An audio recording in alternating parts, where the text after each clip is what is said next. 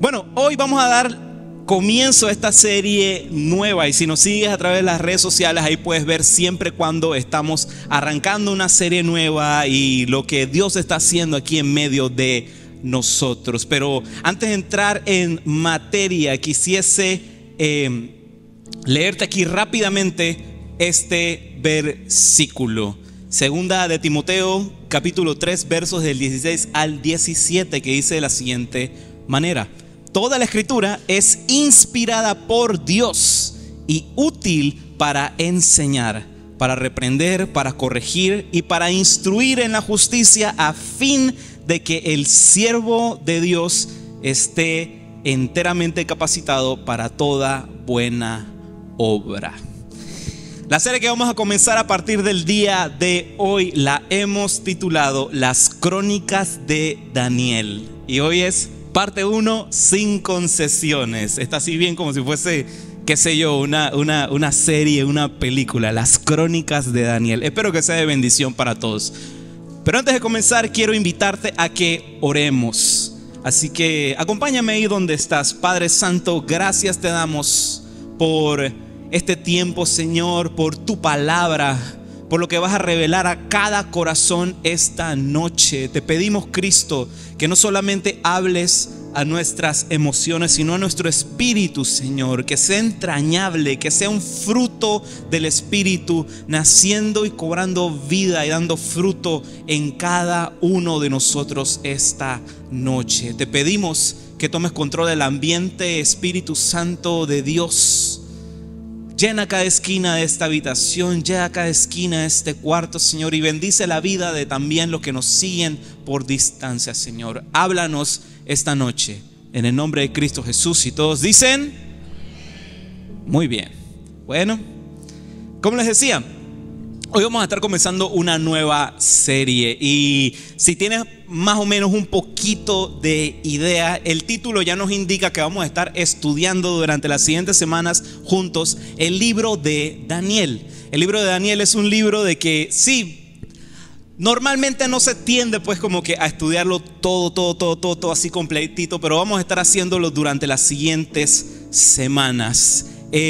A mí me gusta mucho también a veces cuando los mensajes son tópicos, cuando se refiere a un tema en específico, pero igual también hemos sido llamados a instruir, a enseñar la Biblia, cada uno de sus aspectos, cada uno de sus libros. Y realmente algo que como pastor yo me pudiese llevar de fruto de esta congregación y del corazón de cada uno es que se enamoren de la Biblia, que se enamoren de cada una de esas páginas, cada versículo, cada capítulo, cada libro, que hable a sus corazones, porque de ahí es donde emana la vida. Cada escrito, cada cosa plasmada en las escrituras nos habla y nos conecta con una realidad mucho más alta y extensa, y que nos apunta a Jesús.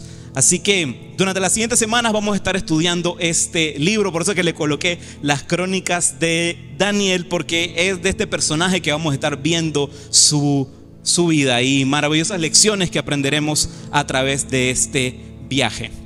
Y una de las cosas que empezaremos a ver en la vida de Daniel es tratar de responder esta pregunta: ¿qué sería vivir una vida sin concesiones? Sin concesiones, sin ceder espacio, sin concesiones. Y prácticamente pudiéramos resumir que todo el libro de Daniel apunta a eso, a lo que sería vivir una vida sin concesiones. Y lo que veremos hoy en día es qué sería vivir, qué significa vivir para Dios en tiempos de exilio, en tiempos de un exilio.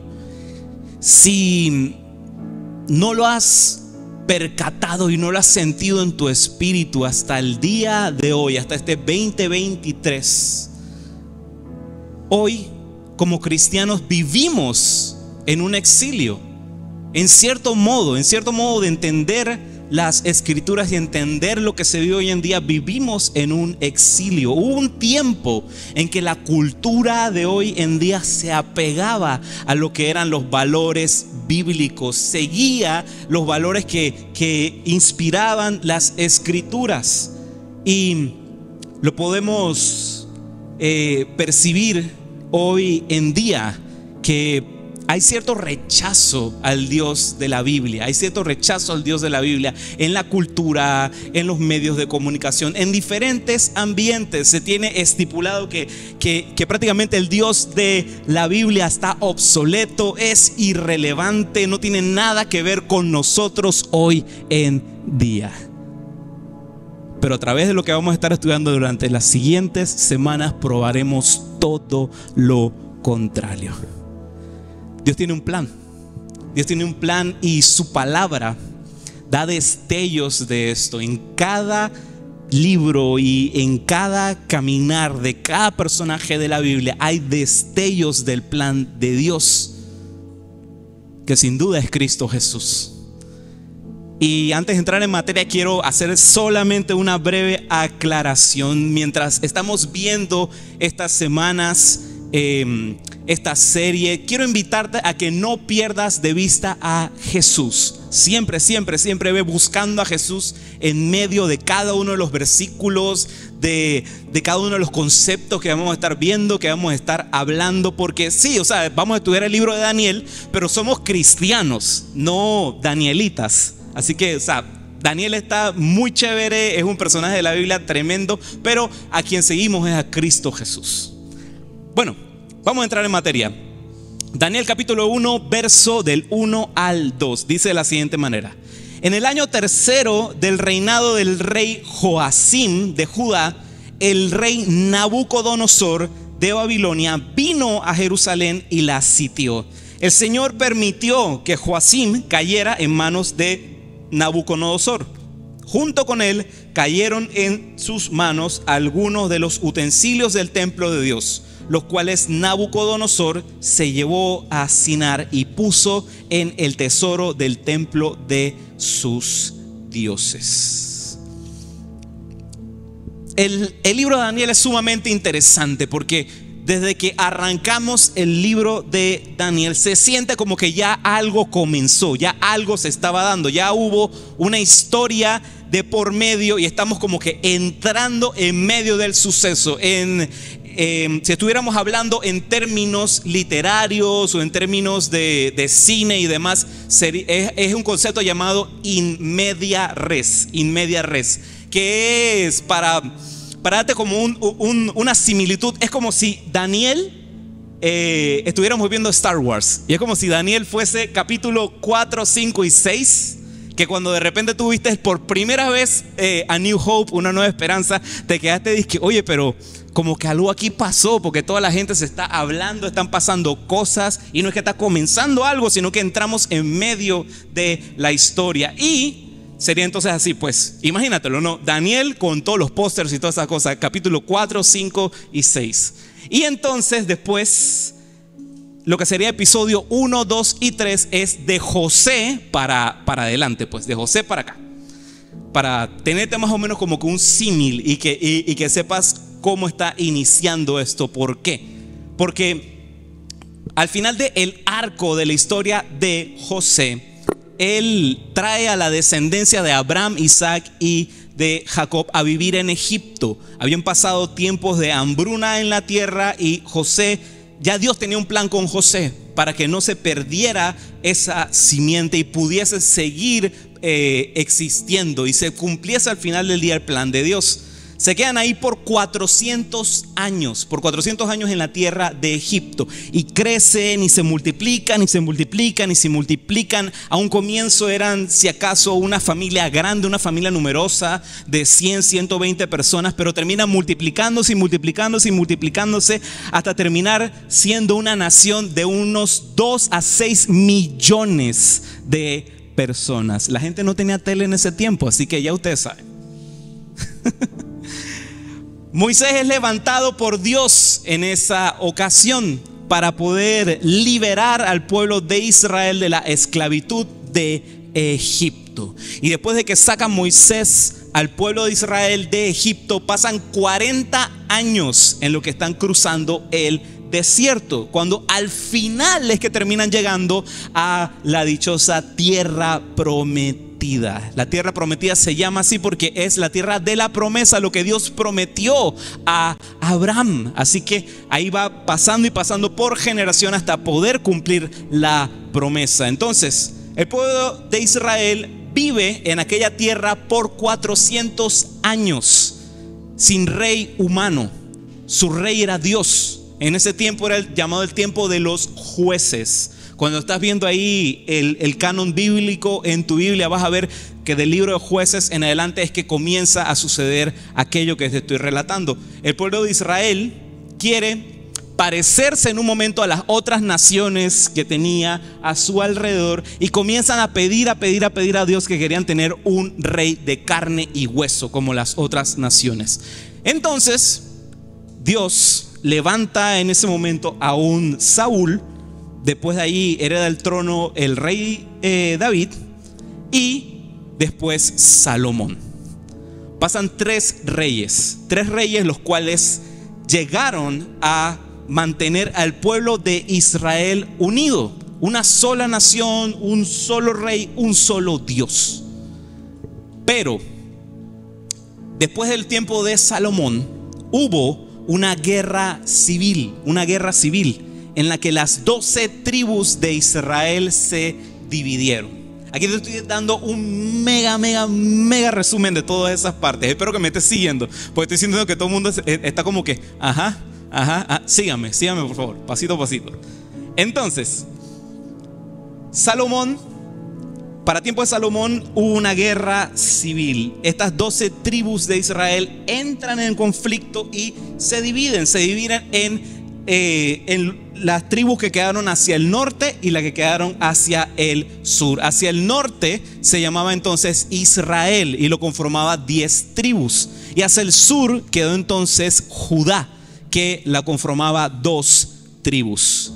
En el norte ellos duraron en paz 209 años hasta que el rey de Asiria los atacó y los conquistó.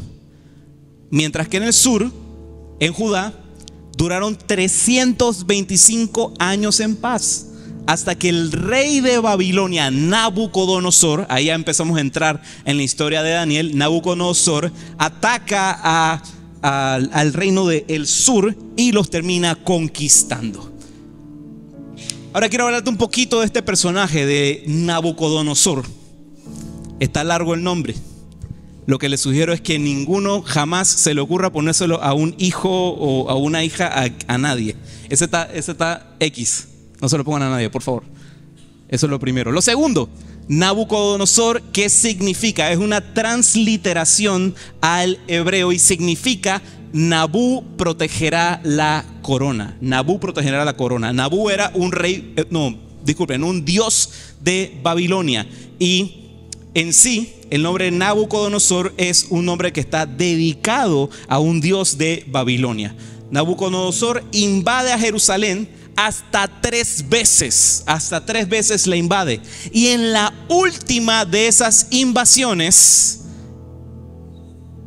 es que despoja al pueblo de Israel de las cosas más preciadas.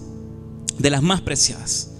Y hay algo muy interesante que nos relata la Biblia de cómo se da eso. Porque esto ocurre no porque Nabucodonosor sea de repente el rey más bravo de toda la historia, sino por algo muy claro que nos habla aquí la palabra de Dios en el capítulo 1, verso 2 de Daniel. Dice: el Señor permitió que Joacim cayera en manos de Nabucodonosor.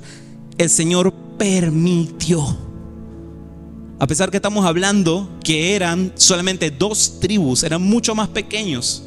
Y ciertamente el ejército de Babilonia era muchísimo más poderoso y muchísimo más grande. Si hubiera estado en manos de Dios, que aquello no sucediera, no pasa. Pero Dios tenía un plan. Y Dios entrega en esa ocasión al pueblo de Israel a Babilonia. ¿Y por qué? ¿Por qué aconteció esto? ¿Por qué sucedió esto? Porque el pueblo de Israel estaba cometiendo faltas graves ante el Señor.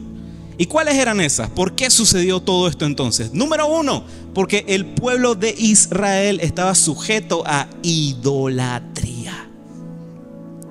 Israel idolatraba a todos los dioses de los cananitas, pero mira de qué manera. No era de que, bueno, ya me olvido del Dios de Abraham, de Isaac y de Jacob y solamente me concentro aquí en los dioses de los cananitas, en los dioses de esta tierra donde vivimos en Canaán. No.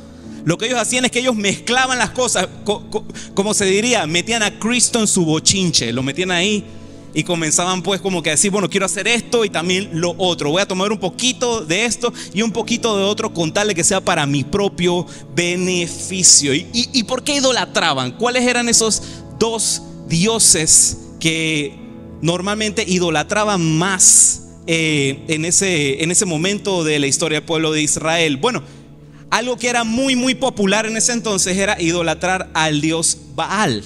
El dios Baal es el dios del clima. ¿Y por qué? ¿Por qué idolatrar tanto al dios del clima? Muy sencillo, porque estamos hablando de una civilización agrícola. En otras palabras, si había buen clima, todo el mundo comía. Y si había un clima mucho más favorable y mejor, comías y también te forrabas de billete. Así que por consiguiente, el pueblo de Israel entendía, bueno, vamos a adorar a Baal porque así lo más seguro nos va a ir bien con nuestras cosechas y vamos a ganar mucho, mucho dinero. Y otro de los dioses que eran bien así populares para ese entonces, pues era la diosa Acera. La diosa Acera, ¿quién era? La diosa de la fertilidad. Nuevamente, si lo traemos al contexto de una civilización agrícola, sí, adorar a la fertilidad era para que sí, de que las tierras fueran fértiles, que nuestro ganado fuera fértil, bla, bla, bla, bla, bla, bla, bla, bla. Pero también otro aspecto por el que muy probable adoraban también a la diosa Acera era por la forma en la que la adoraban. Porque la forma en que se adoraba a la diosa Acera era a través de prostitución ritualística. Ya creo que te lo estás imaginando con lo que te estoy diciendo. Sí, hacían orgías para adorar a la diosa Acera. A los israelitas les atraía, a otro nivel, esas dos cosas: dinero y sexo. Qué bueno que las cosas ya hoy en día son diferentes, ¿verdad? Otra de las razones por las cuales Dios entregó a Israel a Babilonia es porque no hacían Sabbat para la tierra. Si conoces un poquito el concepto de Sabbat, se trabaja 6 días y el séptimo se descansa. Pero también el principio del Sabbat se aplicaba por ley a la tierra. Durante 6 años se trabajaba la tierra y el séptimo se le permitía que la tierra descansara, que se recuperara de sus nutrientes, que se volviera a restablecer el orden químico de la tierra para que durara por muchos, muchos años más, que fuese fértil durante muchos años más. Así que en otras palabras, Dios ya estaba enseñándole a su pueblo lo que era la agricultura orgánica mucho antes que se pusiera de moda. Entonces, como los israelitas ni una ni la otra, Dios decide en ese momento ahí, ¿sabes qué? Los voy a tener que sacar.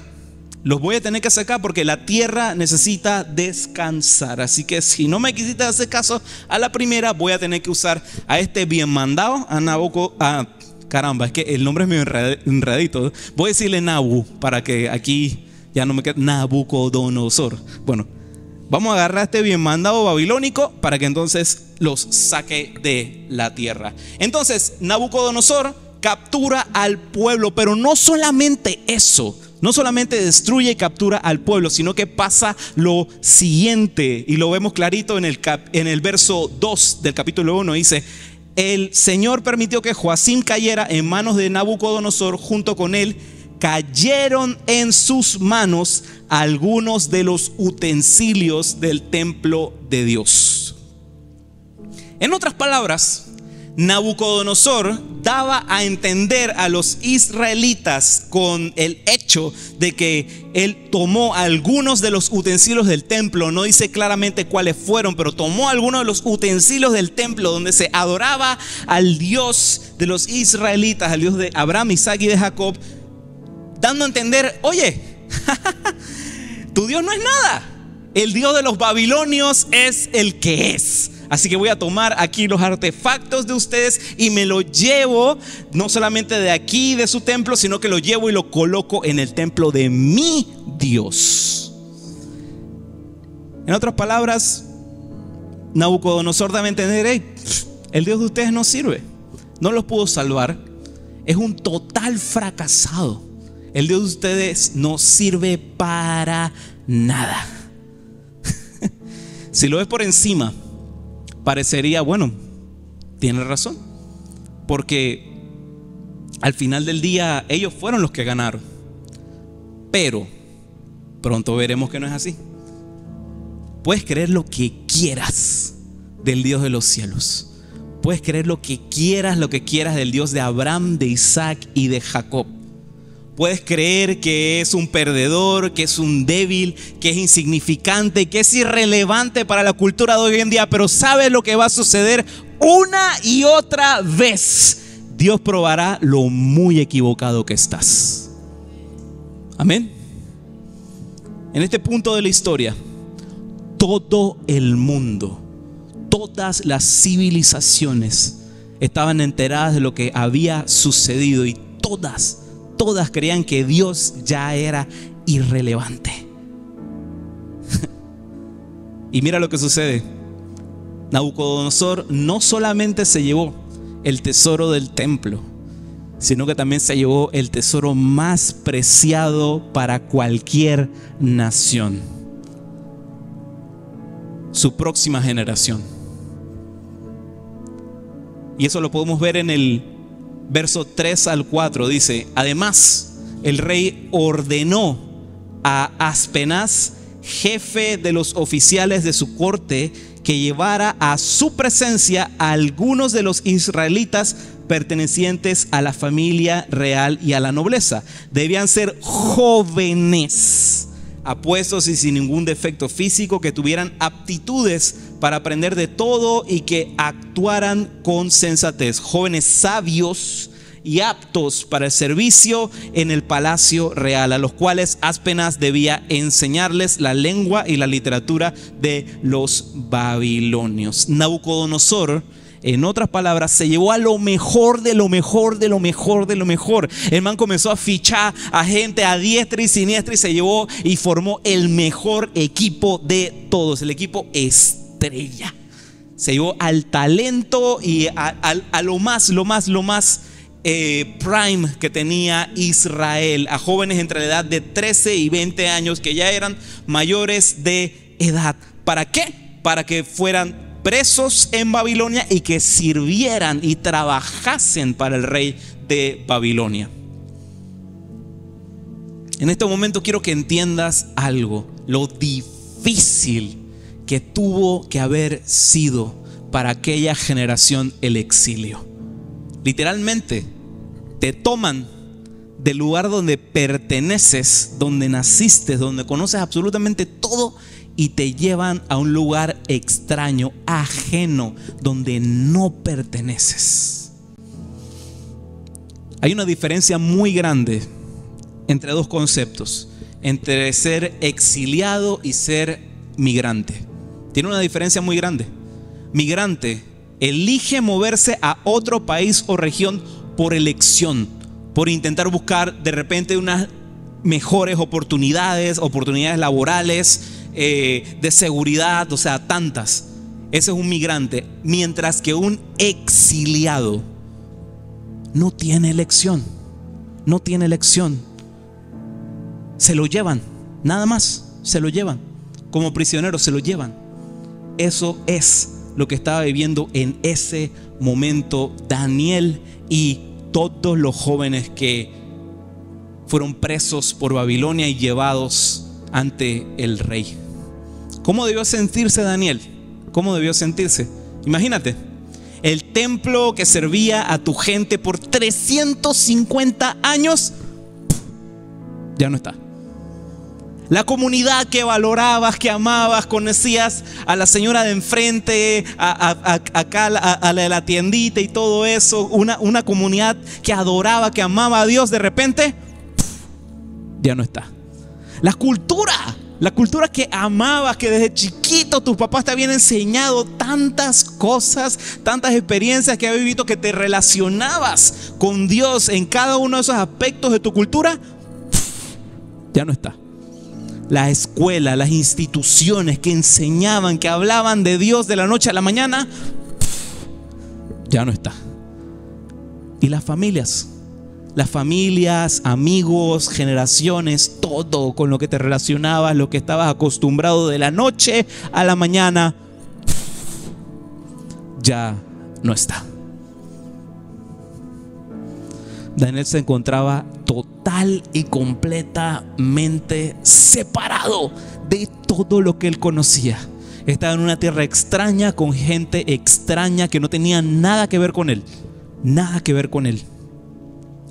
Mira lo que dice el versículo 4. Debían ser jóvenes, apuestos y sin ningún defecto físico, que tuvieran aptitudes para aprender de todo y que actuaran con sensatez. Jóvenes sabios y aptos para el servicio en el palacio.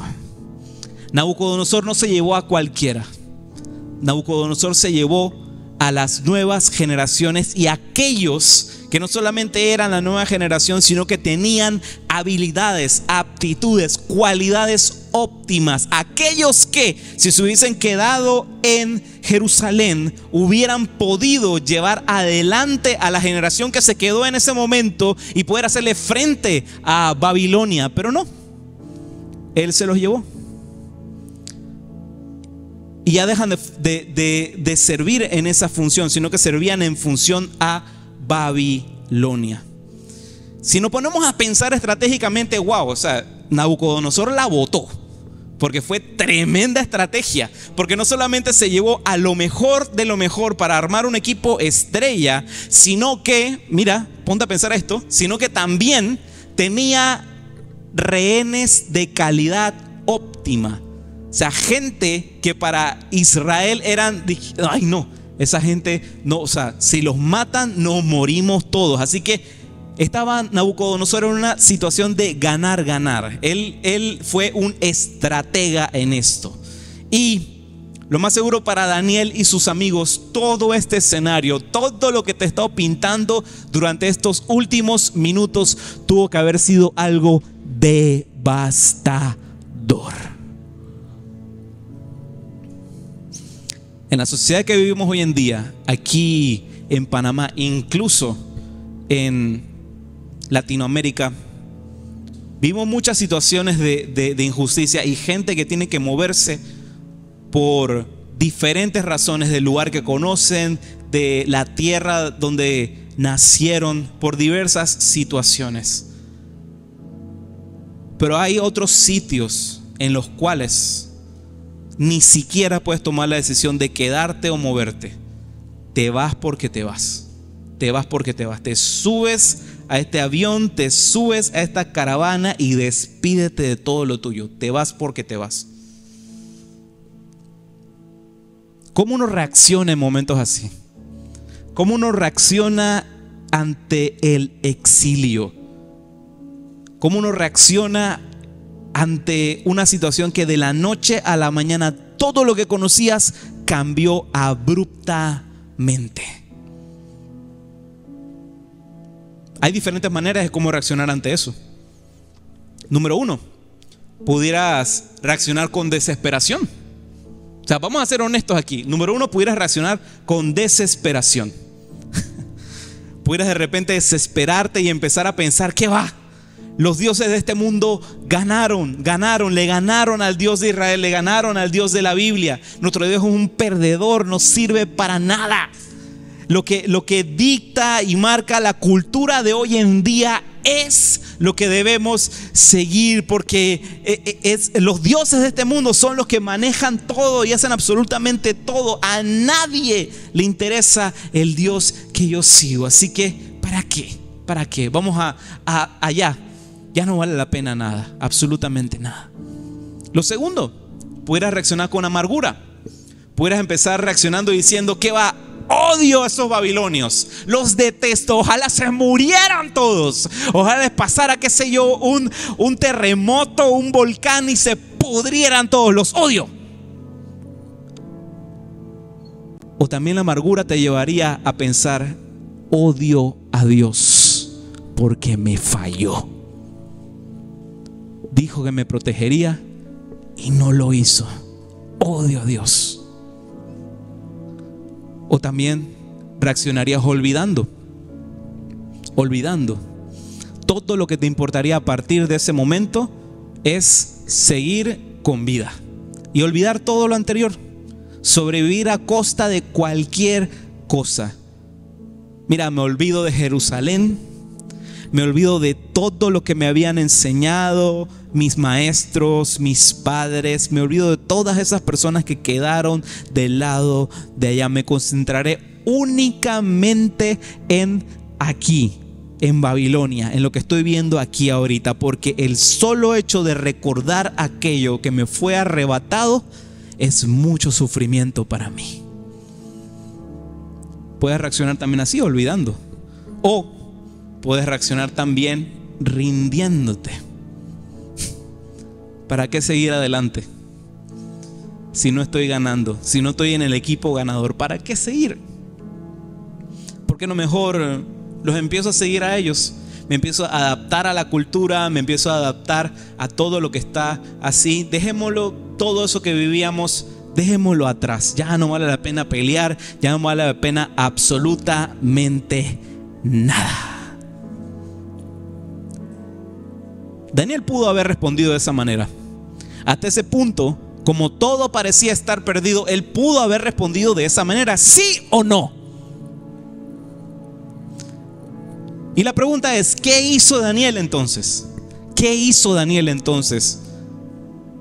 Recuerda que estamos comenzando el libro. ¿Qué hizo Daniel entonces? Mira, antes de decirte qué hizo Daniel, voy a decirte qué no hizo Daniel. Daniel no se desesperó, no se amargó, no olvidó y no se rindió, sino que se mantuvo firme como la roca eterna que es Cristo Jesús. Mira, yo no sé si tú has pasado por situaciones en las que te has sentido así mismito, exiliado, olvidado por Dios, pero lo que quiero animarte esta noche es que te mantengas firme, firme.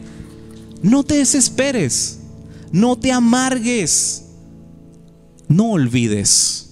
Mira, una de las cosas más importantes es que sí, perdonamos y pedimos perdón, pero es importante recordar para no volver a cometer el mismo error y también para saber de a dónde estabas y dónde Dios te tiene colocado ahora mismo. No olvides de dónde Dios te sacó. Y lo último, no te rindas. Parecerá muchas veces de que las situaciones de la vida son difíciles, complicadas, no se verá un panorama, no se verá una claridad ante las cosas. No te rindas, no te rindas. Daniel se mantuvo firme y Dios lo usó de manera maravillosa en medio de esto. Siguió la estrategia de Nabucodonosor. Mira, con todo que Daniel no se echó para atrás, se mantuvo firme ahí. Todavía Nabucodonosor tenía un par de ases bajo la manga. Así que Nabucodonosor sabía que una estrategia primordial para poder separar a uno de su nación, de su cultura, era cambiando su identidad. Y eso es lo que hizo Nabucodonosor. Cambió la identidad de Dios que tenía cada uno de estos israelitas. Lo vemos en el verso 5, dice así: el rey les asignó raciones diarias de la comida y del vino que se servía en la mesa real. Su preparación habría de durar 3 años, después de lo cual entrarían al servicio del rey.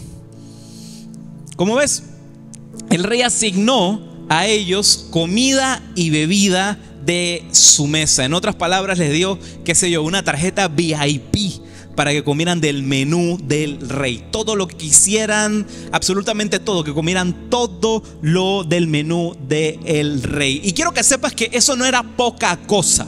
De repente para nosotros es de que, bueno, a lo mejor era que ellos estaban acostumbrados a comer, qué sé yo, chicken fingers, y de repente, bueno, el menú del rey ya tenía ahí, dizque, un pavo asado, una cosa así.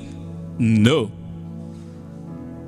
Te estoy hablando de que la disparidad que existía en ese entonces, el comer en la mesa real era básicamente poner en contraste el tú solamente comer granos y agua a comer carne animal y carne fina. O sea, estoy hablando de ese tipo de disparidad. Y otro asunto muy claro, al final del día, eres lo que comes, ¿no? Esa es parte de tu identidad.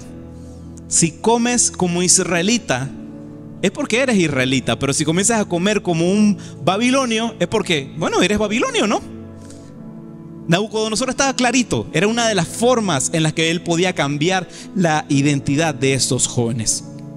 Mira lo que dice en los versos 6 y 7. Entre estos jóvenes se encontraban Daniel, Ananías, Misael y Azarías, que eran de Judá, y a los cuales el oficial en jefe les cambió el nombre. A Daniel lo llamó Belsasar, a Ananías Sadrac, a Misael Mesac y a Azarías Abed-nego. Siguiente estrategia: les cambió el nombre. Primero, les cambió su manera de cómo comían, y segundo, les cambió el nombre. Hay algo que tiene que estar muy claro en la Biblia: nombre se relaciona con identidad. Más que nada, es fuertísimo esto. Para un israelita, para un judío, el nombre significa algo. Ningún nombre en la Biblia está puesto de manera random, de manera así, bueno, tú te vas a llamar Juanito y tú Miguelito. No. O sea, todos tienen una razón de ser, un significado. Y por lo mismo, Nabucodonosor sabía, yo no puedo dejar que esta gente siga teniendo nombres que los asocie con el Dios de Israel. No. Están en Babilonia, así que nombres babilonios para cada uno de ustedes, friend. Te daremos un nuevo nombre, una nueva identidad. Has venido de Jerusalén creyendo que tú sabes quién tú eres, creyendo que tú sabes quién tú eres en Dios, pero no. Yo te voy a decir quién eres tú. Básicamente eso es lo que hacía Nabucodonosor con este gesto. Esa fue parte de su estrategia.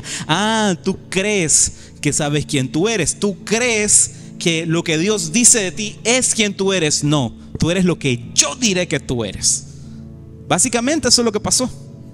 Porque mira, Daniel, aquí tengo los nombres, te los quiero enseñar rápidamente. Daniel significa,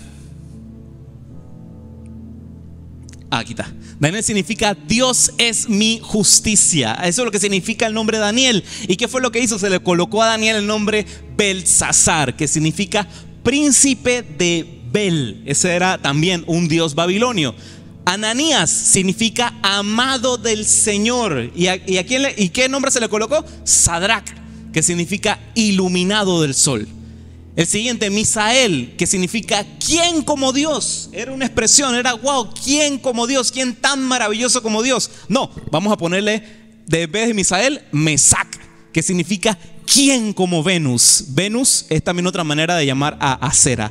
Yo no sé si te estás dando cuenta de un patrón. O sea, tomaban como que lo mismo que significaba en israelita y lo tergiversaban, lo cambiaban y lo mezclaban y lo adaptaban a lo que era la cultura babilonia. Mira, Azarías, por ejemplo, el Señor mi ayudador. O sea, el Señor que te ayuda, el Señor que sirve, que está ahí para ti. No, ya tú no te vas a llamar así, te vas a llamar Abed-nego, el sirviente de Nego. Le cambiaron toda la identidad a ellos. Le dieron vuelta y media a los cables. ¿Quién vas a ser? Prácticamente eso es lo que le decía a Nabucodonosor. ¿Quién vas a ser? ¿Serás quien Dios dice que eres? ¿O serás quien dice y dicta este sistema de exilio caído? ¿Quién serás? Esto es el reto que Daniel y sus amigos comenzaron a vivir desde el día 1. Un exilio doloroso y también largo, porque mira, Daniel capítulo 1 verso 5, el rey les asignó raciones diarias de comida y vino que se servirán en la mesa real, ya vimos eso, pero mira esto, su preparación habría de durar 3 años. 3 años. Tenían que comer del menú del rey, de lo que el rey le ponía. Tenían que cambiar sus nombres, su identidad, y tenían que soportar esa preparación, estar insertados en ese sistema que no conocían, que no era favorable a ellos por 3 años. La meta total de Nabucodonosor era adoctrinamiento total. Cambio tus patrones, cambio con quién te relacionas, cambio lo que comes, cambio cómo te llamas. Ya dejas de ser tú. Ya dejas de ser tú. Él lo que buscaba es que cada uno dejara atrás a su Dios, a su cultura, y que mirara al sistema de Babilonia como su cultura, que viera al sistema como su familia, como donde estaba su corazón, y que vieran a Nabucodonosor como su Dios. Eso es lo que buscaba. Pero Daniel y sus amigos no cedieron, no dieron concesión, no se retrocedieron ni un solo espacio. ¿Y sabes qué sucedió? Lo veremos la siguiente semana. Lo veremos la siguiente semana. Así que ya sabes que no te pierdas lo que veremos la siguiente semana. Pero antes de terminar, quiero reflexionar esto contigo. Cristianos, vivimos en un mundo que prácticamente nos considera exiliados. Si aún no te has dado cuenta, sé que de repente suena duro o suena a lo mejor medio sentimental, medio romántico, pero es la realidad. Un mundo en el que sutilmente comienza a pintar el cristianismo como algo negativo incluso. Yo no sé la última vez que yo he visto una película, una serie o lo que sea en el que haya salido un pastor que no sea un drogadicto, un violador o alguien que se roba la plata. No me acuerdo, honestamente no me acuerdo. Y es la realidad. Quiero mostrarte algo, porque quiero que entiendas el mundo en el que vivimos. La última. El 8 de abril de 1966, la revista Times publica esta edición, esta portada. De repente no se ve mucho por el contraste, pero es un fondo totalmente negro en el cual en letras rojas dice "Is God dead?". Eso lo publica la revista Times en 1966. Y nada más para tirarte un dato, es la primera vez que esta revista hace una publicación en la que la portada no tenía foto. Es la primera vez en la que esta revista hace una publicación en que su portada no tenía foto. 1966. ¿Is God dead? ¿Dios está muerto? Y quiero leerte algunos datos, porque esta publicación se debió a un hecho muy específico. Se debió a que durante la última década, durante la década de los años 60, se habían realizado grandes avances académicos y científicos, y llegaron a la conclusión que mientras seguían avanzando el conocimiento científico acerca de la creación del universo, ya no sería necesario un modelo teológico para explicar la creación del universo. Ya no necesitamos a Dios. Pero lo último que ellos pensaron es que la misma ciencia en la que tanto se confiaba, en la que tanto solemos decir de que la ciencia está peleada con Dios, mentira. Dios es Dios de la ciencia también. Mira lo que sucede. En aquel mismo año, en 1966, un científico llamado Carl Sagan publicaría la teoría en la que explicaba que era necesario por lo menos dos condiciones perfectamente balanceadas para que existiese un planeta que albergue vida. Dos condiciones. ¿Esas dos condiciones cuáles son? Que el planeta orbitara alrededor de la estrella correcta, en ese caso nosotros el Sol, y que el planeta orbitara a la distancia correcta de aquella estrella. En otras palabras, si estuviésemos un poquito cerca más del Sol, no existe vida. O si estuviésemos rotando alrededor de otra estrella, no existe vida. Esas dos condiciones. Entonces, ¿qué lleva? Lleva a la conclusión de que en todo el universo existe alrededor de 10 octillones de planetas en todo el universo. Y si le aplicamos esa condición, quiere decir que un septillón de planetas tiene la probabilidad de que tenga vida. Continúo. Sígueme. Se comienza entonces, a partir de ese año de 1966, a financiar proyectos de mapeo y exploración del espacio profundo. Países alrededor del mundo comienzan a financiar esta clase de proyectos con la finalidad de en algún momento encontrar vida inteligente en otros planetas. Y con el uso de radiotelescopios sumamente poderosos comienzan a mapear el cielo, comienzan a ver en esquina, a ver si existe algún sonido. ¿Y sabe lo que se terminan encontrando? Silencio total. Con el paso del tiempo y de avances científicos, se descubrieron más variantes. Ya no eran dos. Se descubrieron más variantes para que un planeta albergue vida. Y ojo, estamos hablando solamente de vida, no de vida inteligente, solamente de vida. Y con el paso de las décadas, estamos hablando desde 1966 hasta hoy en día, la teoría de Sagan, que comenzó con dos condiciones, se volvió después, ya no son dos, ahora son 10. Pasa el tiempo, mira, descubrimos más, ya no son 10, son 20. Pasa más el tiempo y dicen, mira, ya no son 20, ahora son 50. Y hasta la fecha, hasta hoy en día hay más y descubiertas más de 200 condiciones y contando que deben cumplirse de manera perfectamente balanceada, ni un poquito más ni un poquito menos, para que exista vida en un planeta. Más de 200. Y que tienen que estar perfectamente balanceadas. En otras palabras, si tiene un poquito de algo o menos de algo, todo se desmorona, no existe vida. Ahora, quiero decirte, estamos simplemente hablando de planetas a escala planetaria. Ahora, si traemos esto a una escala mayor, a una dimensión mayor, queda mínimo comparado con las probabilidades de que exista incluso un universo. Sígueme.